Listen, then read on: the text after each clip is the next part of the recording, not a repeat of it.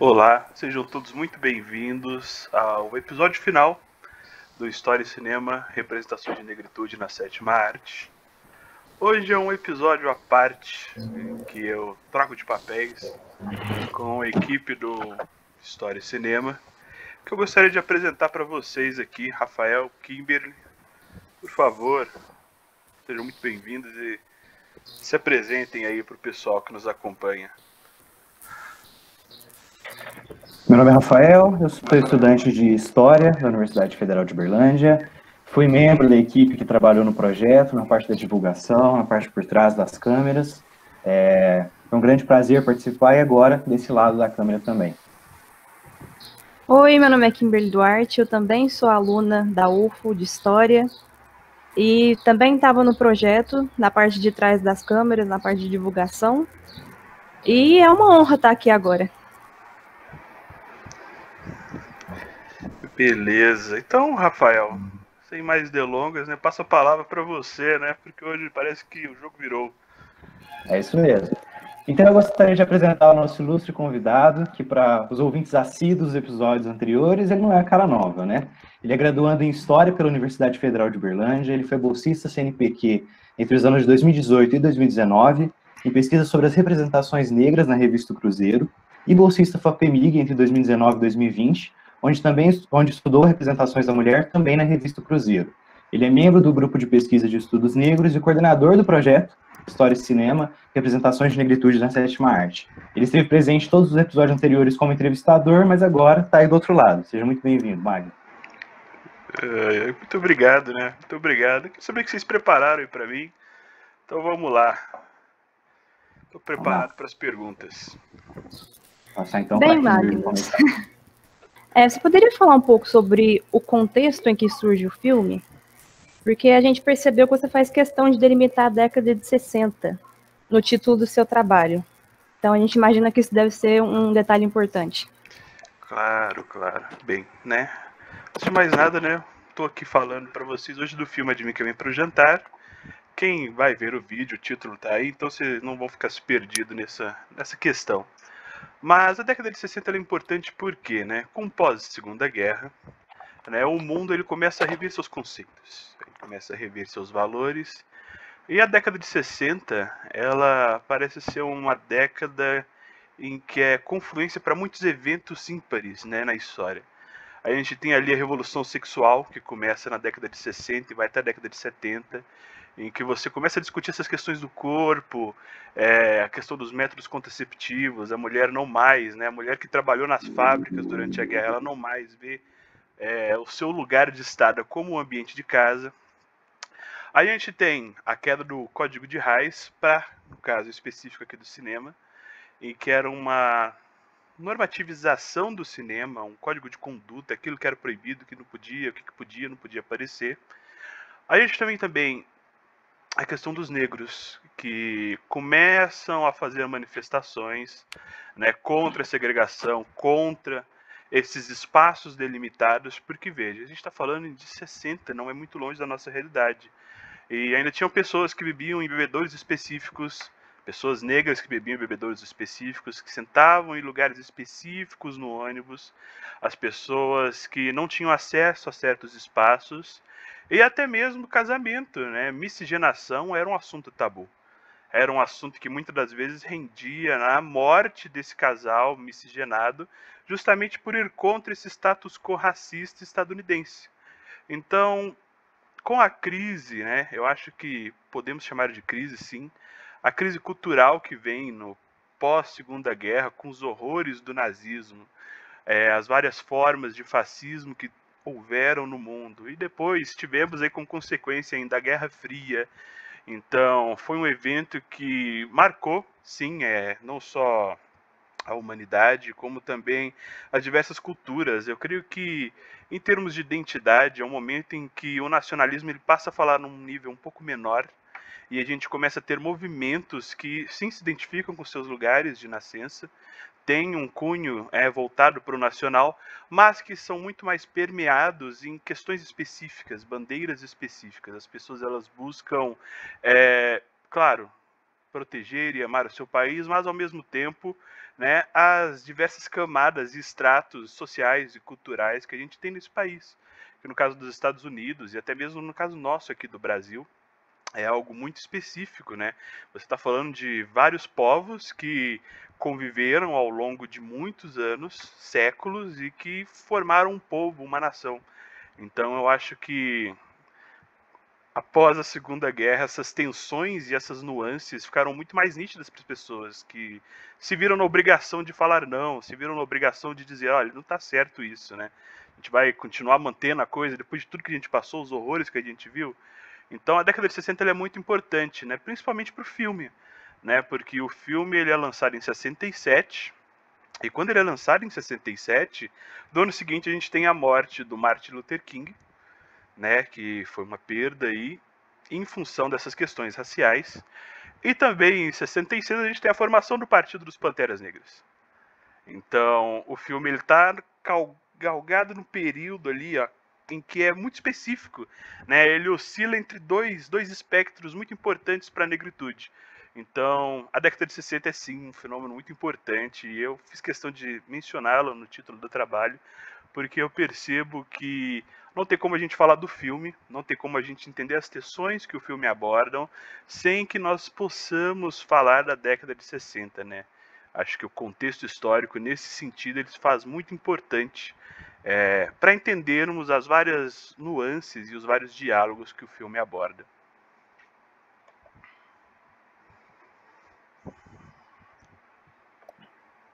Eu acho interessante também, só comentado, que você falou, que o filme ele deixa isso claro, né? Ele mostra o tempo todo, enquanto o casal está ali, né? Os membros da família querem dizer que eles vão passar por coisas horríveis.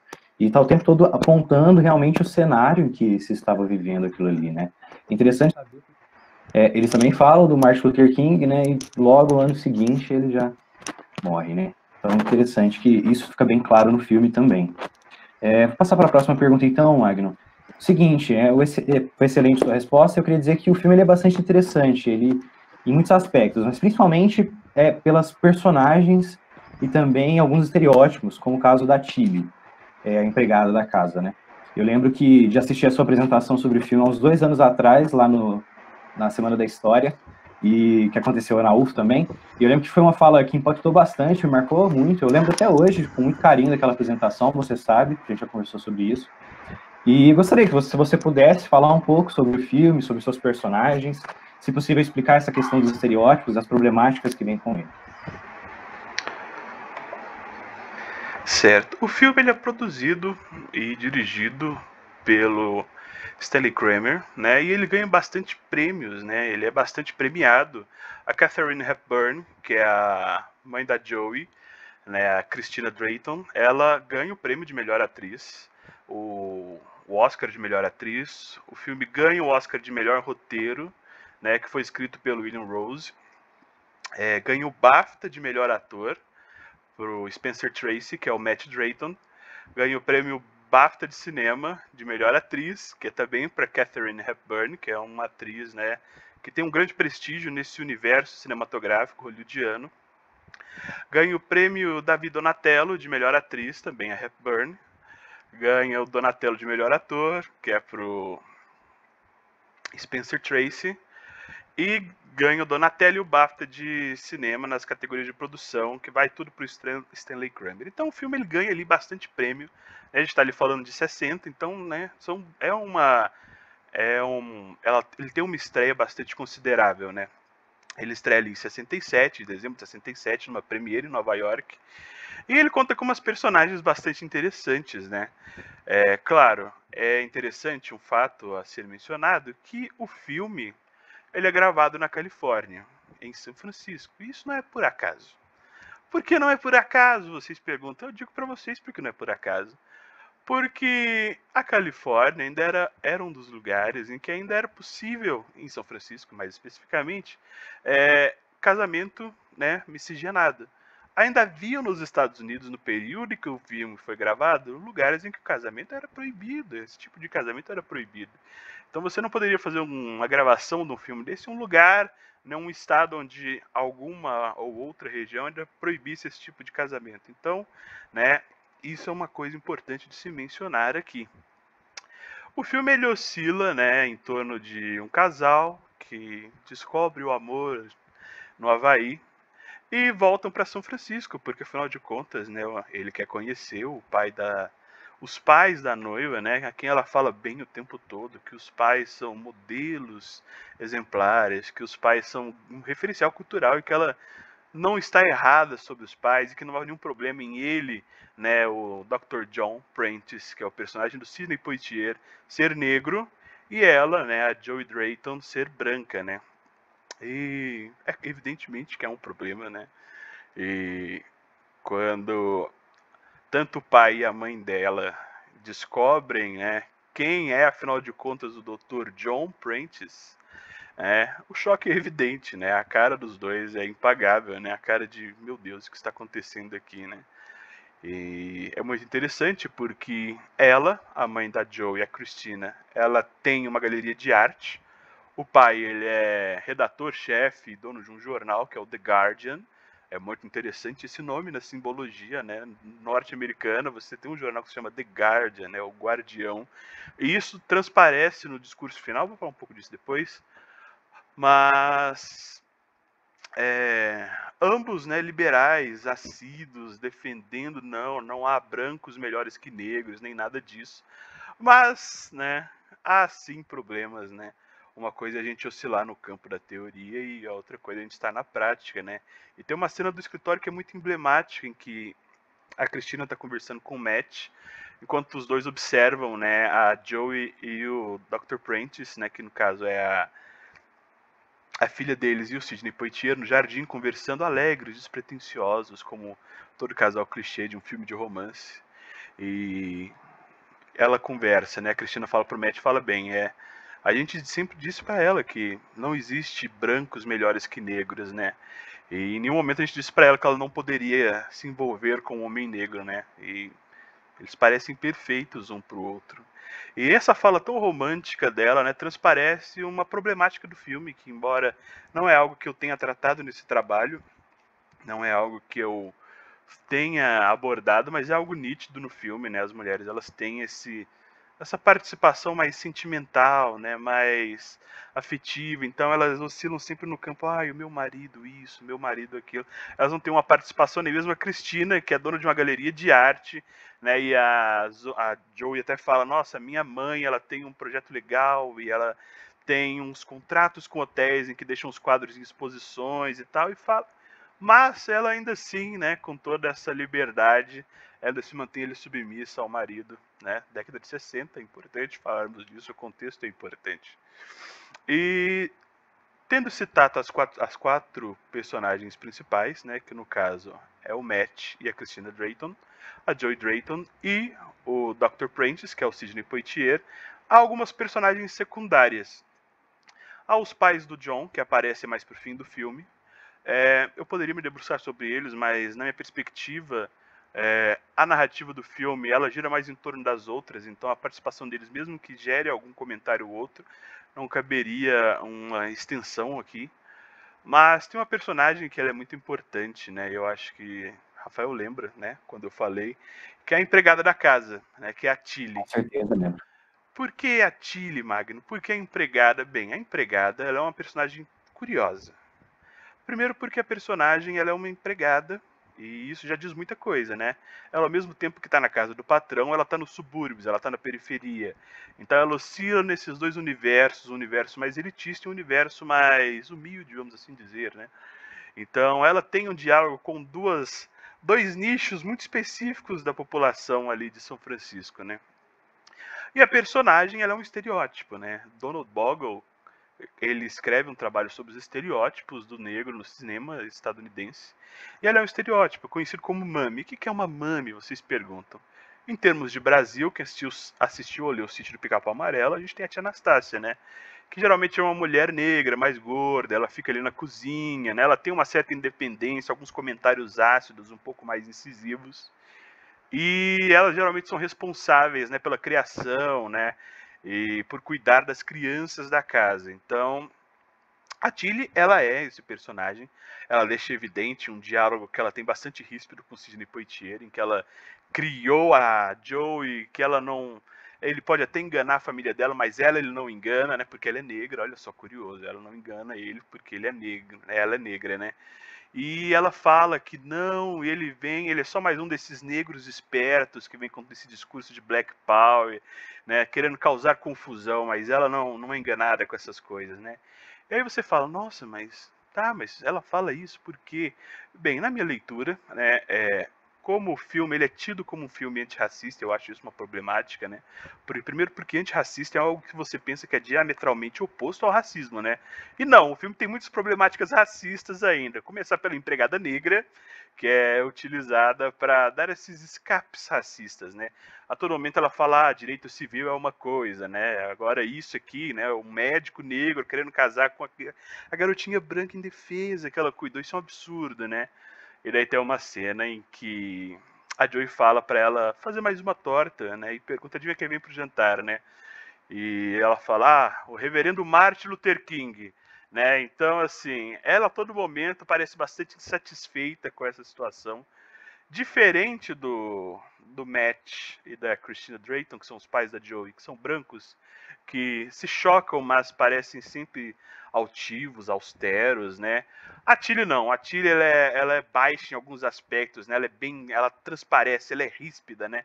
Eu acho muito interessante a construção da personagem nesse sentido, né? Porque tá, o filme é tido como antirracista, a gente tem ali o código de Hays caindo em desuso, né? Atores negros participando, miscigenação, mas a gente tem uma personagem que é empregada, que é negra, que ela dialoga com esses dois universos e que a todo momento ela reproduz esse discurso racista, né? Então é algo assim que faz a gente pensar, ok, tá certo, né? O que o diretor está querendo dizer com isso, né? Eu acho que é importante falar isso porque uma das problemáticas desse filme, né, é a construção das personagens negras, né? Aqui no Brasil, isso já foi mencionado em alguns outros episódios, a gente tem, né, o Casagrande Senzala, em que falam que o negro ele é responsável pela parte sentimental, a festividade do brasileiro, né? Na teoria das três raças vem do negro, né? E esse é um discurso que permanece. Esse é um discurso que permanece, isso fora do Brasil, né? A gente está vendo aqui no filme dos Estados Unidos. E que os negros eles são muito sentimentais, né? Até mesmo o Sidney Poitier, cujo personagem é um médico de currículo invejável, que tem gabarito para articular sobre qualquer questão, ele a todo momento ele tá ali, ele parece passivo, ele parece desconfortável, ele é sentimental. O único momento em que você vê ele irritado com essa situação é com o pai, que também é negro, ou seja, ele só pode levantar a voz ao pai, que também é negro, né? E enquanto ele tem conversas sobre cultura com o Matt, né? Então, e é muito interessante essa conversa sobre a cultura, porque eles falam sobre dança, né? Dança e música, né? Em que o Matt fala, mas os garotos de cores dançam muito melhores que os garotos brancos, né? E ele fala, bem, é porque é a nossa cultura, é a nossa dança, né? Então, enquanto vocês dançam, nós somos isso, né? É muito interessante que isso é algo que é constante no filme, né? A todo momento você tem essa questão dos negros afetivos, negros culturais. Eles não um médico, vejam bem, um médico, né? Ele não age com muita racionalidade durante o filme, né? Fala, mas você está sendo rígido? Não, não estou sendo rígido, né? O filme está aí, qualquer um pode baixar o filme e ver, né? Ele sim, parece sim ser uma pessoa muito inteligente, um intelectual, mas ele não usa da racionalidade e isso transparece mais para o discurso final. Há também algumas outras problemáticas, né? Há algumas outras personagens negras no filme. Uma delas é quando a gente tem a queda da máscara do John, né? Porque ele tá chocado, mas em nenhum momento ele transparece. O Matt. Que ele tá chocado, mas em nenhum momento ele transparece o racismo, né? Fala, não, mas ele não é incisivo nesse aspecto. Mas, numa tentativa de refrescar a cabeça, ele sai com a esposa para tomar um sorvete, né? E ele tenta procurar um sabor específico, mas a garçonete não parece saber do sabor, ele se aborrece e tal. Quando ele vai sair, ele acaba batendo no carro de um jovem negro, né? E o jovem negro fica irritado porque, vejam bem, né? Custou montar o seu carro ali, o cara bate e pronto, e o que vai fazer agora? E a conversa vai, a conversa vem, ele paga o conserto, mais do que o conserto, na verdade, fala aqui, ó, não conserte, compre um novo, né? quando ele sai lá do drive-thru e tá conversando com a Cristina, ele se mostra irritado, né? É a primeira vez em que ele se mostra realmente, né, fora de si, em que ele fala, nossa, existem tão poucos negros nessa cidade, hoje eu não consigo andar sem esbarrar em um. Então é muito interessante isso, né? Ali a gente tem a queda da máscara do Matt, né? E a gente percebe muito bem que o filme pode ser considerado antirracista por algumas questões, né? Ah, miscigenação, sim, protagonistas negros, né? No caso do Poitier, mas, né, a gente viu que nem o Poitier ganhou nenhum prêmio de melhor ator, e nem mesmo o personagem do Poitier teve ali um papel mais central, né? Porque no final do discurso ainda quem vem é do homem branco. Acho que é isso, acho que eu respondi a pergunta. Só para fazer um comentário, né? Eu me lembro que quando eu assisti pela primeira vez a sua apresentação e fui ver o filme agora para preparar essa conversa, a impressão que eu tive dessa questão da Tilly, né, da empregada, é que eles precisam dessa personagem, desse estereótipo, para ter a validação daquele discurso racista, né? Porque o branco vai falar, ok, mas quem tem que falar é a personagem negra, para que a pessoa que esteja assistindo fale, não, mas tá vendo, ela também pensa isso. Não é só o branco que pensa isso, né? E uma coisa interessante também é que o personagem do John, não só ele tá o tempo todo ali sem saber o que fazer, um pouco alheio, né, esperando a resposta, mas tem um momento também que é reforçado aquele estereótipo do negro devasso, né?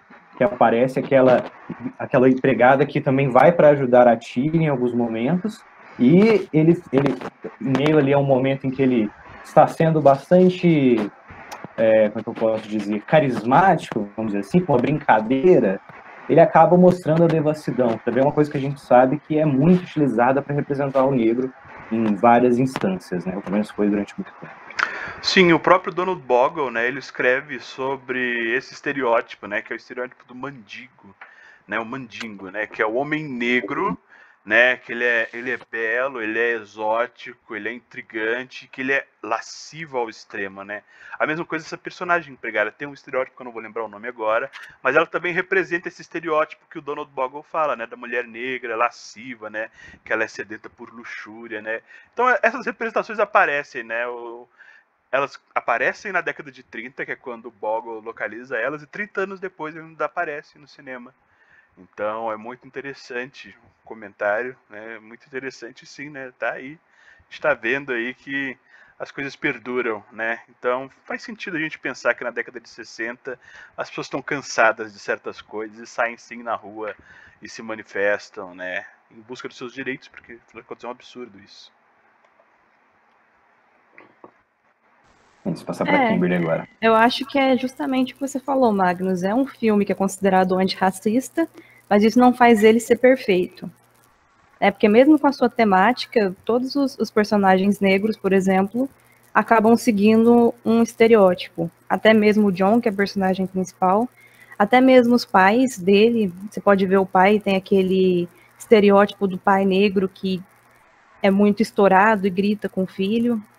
E também, até a própria empregada, né, que vocês comentaram, a mais nova, que se eu não me engano é filha da Tilly, ela aparece muito pouco no filme, por poucos minutos, e mesmo assim ela já consegue carregar um monte de estereótipos na imagem dela, né, daquela negra bonita, voluptuosa, e que é muito animada, ela já vai saindo da cena para uma festança, vamos dizer assim. Então, realmente, não é um filme perfeito. Mas agora, passando para a próxima pergunta, a gente viu que no seu trabalho, você concluiu o texto com a frase cabelo na comida. Você poderia explicar essa expressão para a gente, por favor? Claro, posso sim. Cabelo na comida, né? É muito interessante porque o nome do filme é Adivinha Quem Vem Pro Jantar, né? E daí é uma frase que é repetida algumas vezes, né? Repetida pela Joey, né? Ela é que sempre traz a surpresa, né? A garota branca jovem, visionária, que tem muitas aspirações, ela é sempre quem traz a surpresa, né?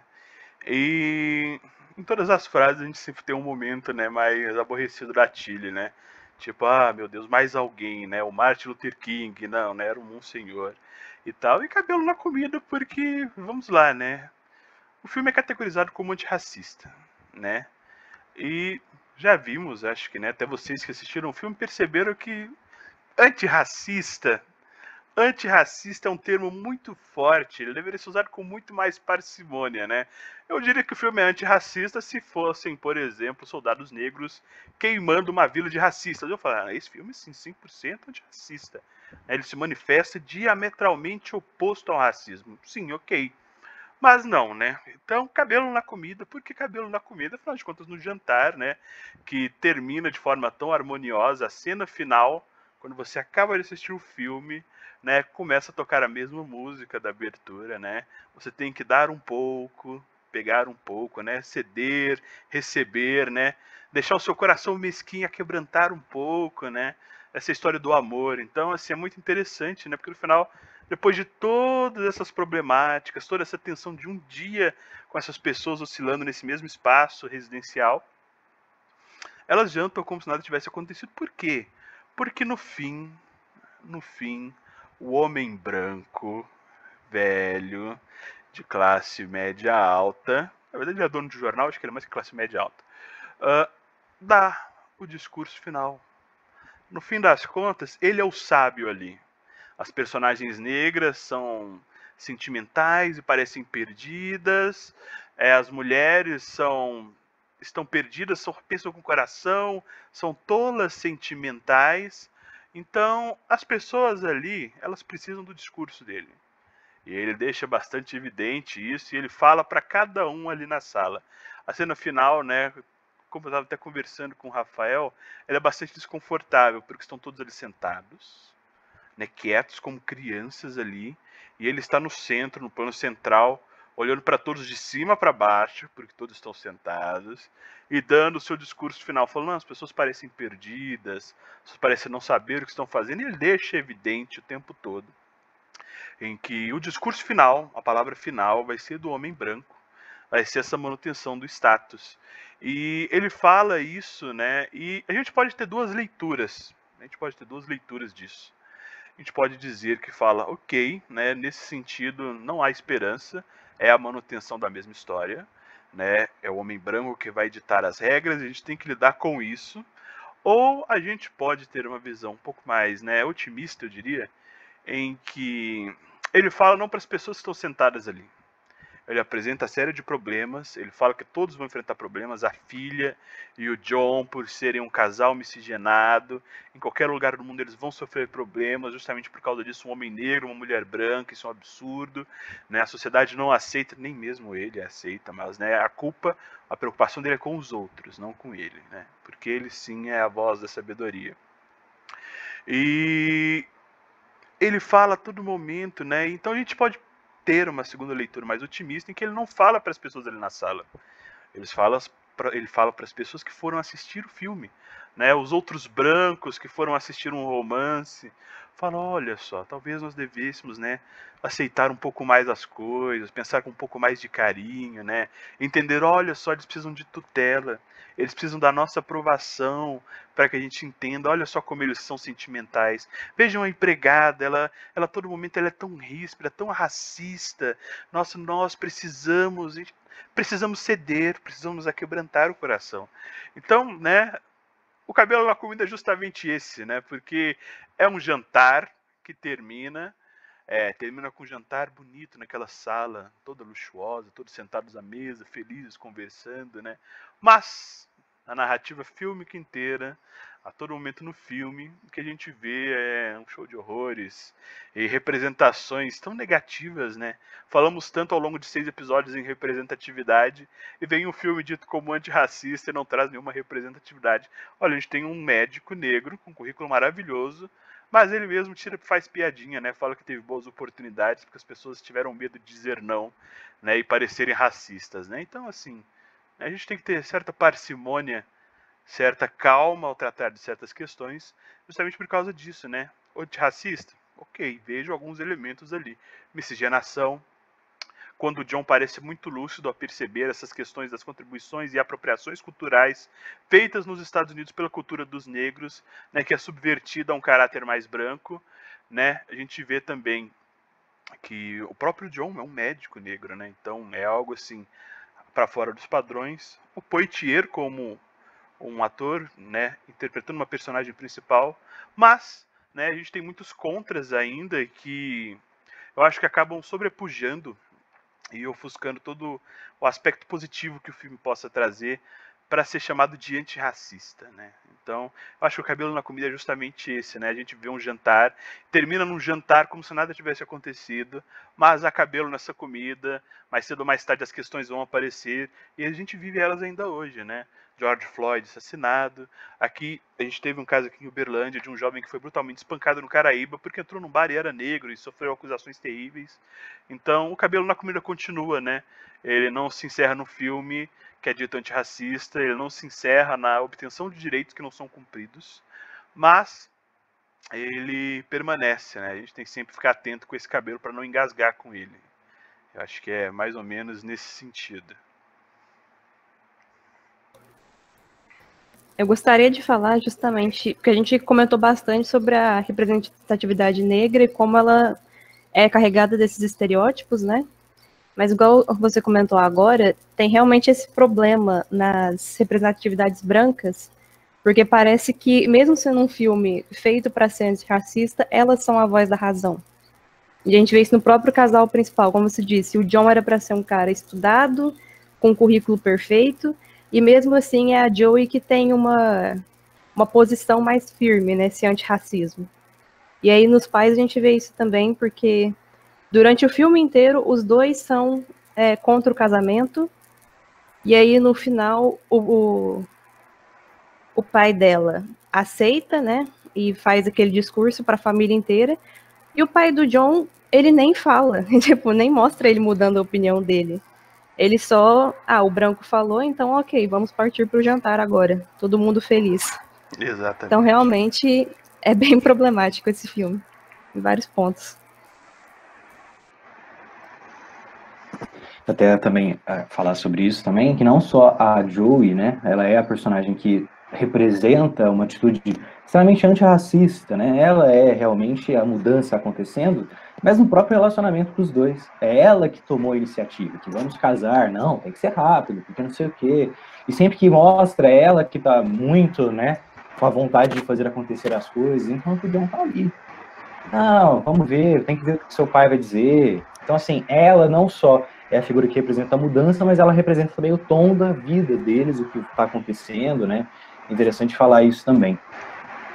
E para prosseguir, então, só o último comentário também que eu me lembrei agora, comentei com você antes da gente começar a gravar, né, sobre essa questão do final. E é muito incômodo, realmente. Quando a gente vê, porque assim, chega um momento no filme em que o John está conversando com a mãe, e ela faz uma conversa com ele bastante do coração, né? Mostrando para ele que se ele quer realmente esse casamento, ele tem que lutar por ele. Então, naquele momento eu pensei, ok, nós vamos ter aqui uma mudança, né? Ele vai chegar, se o pai da Joey falar que não vai ter casamento, ele vai falar, vai ter, não importa o que vocês pensem ou não, eu vou me casar com ela, nós nos amamos e tal. E aí eu pensei, né? Ok, vamos ter a primeira quebra do estereótipo aqui, o primeiro momento em que a gente vai ter uma real representação boa desse filme. E aí a gente vê que não é bem assim que acontece, né? O John não tem nem chance de falar. Na hora que ele vai enfrentar o personagem, o Matt, né? O Matt fala, não, vamos começar o meu monólogo e vou resolver a situação toda para você. E apenas dizer que isso me deixou bastante incomodado vendo o filme. Para prosseguirmos então para a próxima pergunta, Magno. Encerramento, última pergunta. Muito simples. Para você, o que é história de cinema?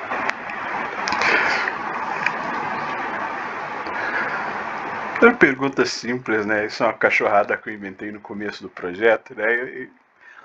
Devo dizer que me peguei ontem pensando nisso bastante, né? Deitei-me para dormir e comecei a pensar, né? O que é história e cinema, né? Bem, eu acho que, antes de mais nada, né? História e cinema ela é um dos vários casamentos que a história tem nessa eterna poligamia teórica. É assim como história e imagem, história e música, né? História e cinema é mais um desses casamentos, mas eu diria que é um pouco mais que isso, né? Eu diria que história e cinema é uma perspectiva que nos ajuda a tentar para o movimento. movimento? Mas por que? Movimento, diabos de movimento, né? A gente tem uma concepção de que o trabalho do historiador ele é muito parado, é algo de gabinete, né? Então é o historiador ali com as fontes, seus papéis velhos, né? Voltando-se ao passado, se debruçando sobre o passado, buscando compreender, né, as várias nuances do que é ser humano. E história e cinema ela nos fala de movimento, né? A gente vê que é uma sequência de imagens em movimento, em que despertam desde um medo a uma tensão até gargalhadas, né? Empatia, né? Aquilo que o Edgar Morin chama de automorfismo, né? A gente tem a projeção fílmica e a gente se identifica com o discurso em alguns pontos, né? Seja para o bem ou para o mal, né? Ao mesmo tempo que a gente torce para que o John e a Joey fiquem juntos, né? A gente também fica incomodado com as representações ruins que os negros têm nesse filme, né? Fica incomodado com o discurso final vir de um homem velho branco, né? De um status mais elevado socialmente. Então, percebe, né? Até nisso a gente tem o movimentar dos sentimentos, né?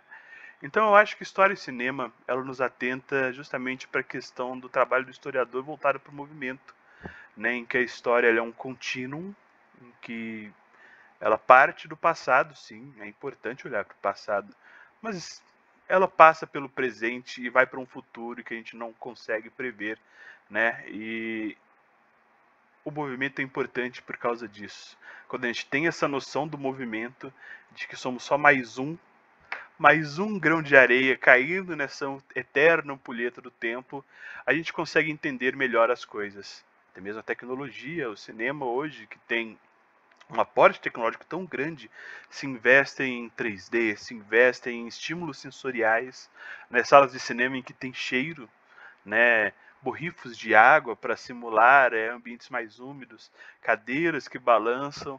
Então, eu diria, Rafael, né, para sua pergunta, encerrando de forma, né, mais decisiva, história e cinema, antes de mais nada, para mim, é pensar a história através do movimento. Acho que essa é a melhor resposta que eu posso te dar.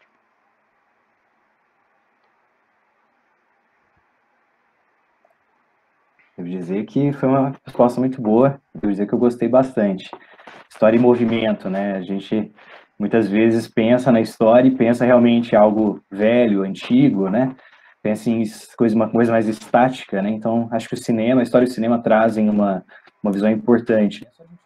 Ela abarca uma quantidade bem grande de pessoas que se interessam, né? Acho que é porque ela é realmente bastante inovadora no que se propôs no momento que surge essa representação cultural, mas também pelo que ela significa para nós como historiadores, em analisar, em poder enxergar esses movimentos acontecendo na sociedade de uma forma que talvez não fosse possível antes, né? Fico feliz em ouvir sua resposta. Vou passar agora para a Kimberly, então. Bom, agora a gente já vai encerrando, né? Mas antes os agradecimentos. Primeiramente ao Magnus, que teve essa participação em todos os episódios, né? Primeiro como o entrevistador, agora como entrevistado, porém sempre ilustre. Inclusive, muito obrigado pelas respostas de hoje, todas bem esclarecedoras. E eu queria avisar para o pessoal que está assistindo também, caso... como esse é nosso último episódio, né? Caso tenha perdido algum ou queira reassistir, estarão todos disponíveis no nosso canal. E é um assunto que é atual, que eu acho que sempre dá para saber mais, para pesquisar um pouco mais. É um assunto que nunca morre, vamos dizer assim.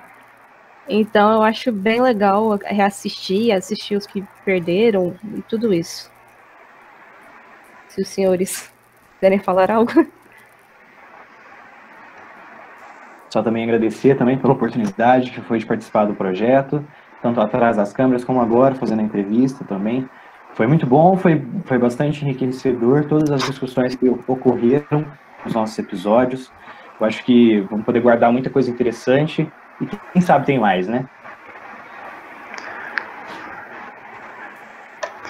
Eu acho que eu tenho que agradecer também, né? Afinal de contas, né, o projeto ele não funciona com uma pessoa só, né? Eu acho que antes de eu estar aqui, né? Só tive tranquilidade para estar com cada um dos palestrantes, porque por trás das câmeras eu tinha uma equipe muito boa me apoiando, uma equipe que eu podia lhe contar, falar, a gente precisa disso, então queria agradecer você, Kimberly, queria agradecer você, Rafael, pelo momento estiveram aqui comigo, né, enfrentando, né, esses 3 meses de projeto aí, né, um período curto de execução, né, para 6 episódios, né, e com a duração média ali de 30 minutos, né, por episódio. Então, queria agradecer vocês, agradecer as pessoas que nos assistiram, ao Graça do Axé pelo edital, né, a de Cult pela parceria com Graça do Axé que propiciaram o edital. E eu acho que é isso, né? Se tudo der certo, talvez nos vejamos novamente ano que vem. Espero que vocês todos tenham um ótimo fim de ano e se hidratem. E quem sabe, até mais. Tchau, tchau.